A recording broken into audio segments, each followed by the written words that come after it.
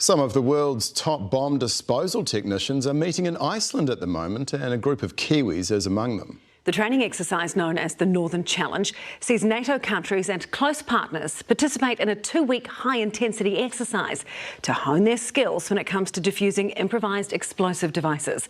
Europe correspondent Lisette Raymer was there. Even in a training environment, even with years of experience, even with air conditioning pumping through your high-spec protective suit. How's the comfort? 10 out of 10. Going face to face with a bomb is enough to get most palms sweating, most hearts racing. Once you put the helmet on, they call it the helmet of doom, and you're focusing on what you're doing, and everything else sort of is in the ether. Working on an explosive for up to 12 hours at a time. As far as occupational hazards go, bomb disposal technician is about as high stakes as it gets. It's pretty stressful. Yeah, it is a bit stressful sometimes. The key is staying calm, cool, collected, because if I start stressing, it brings stress to the team, and stress is no good. But of course, that's easier said than done.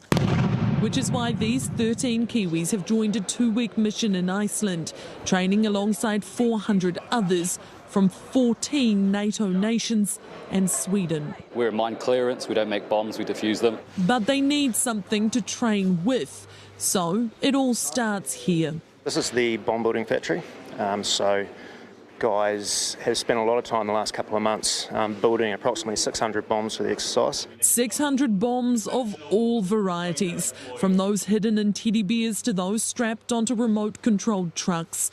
And with the training designed to be as realistic as possible, some have been built based on Ukrainian experiences, the war hitting uncomfortably close to home for many of the nations here. It does create that air of urgency. Iceland is the perfect place to hold this training, not just because it is midway between America and Europe, but because its extremely challenging and ever-changing weather conditions help to keep participants on their toes. And there are large areas of vast open land. In New Zealand, we have a lot of issues with doing live demolitions.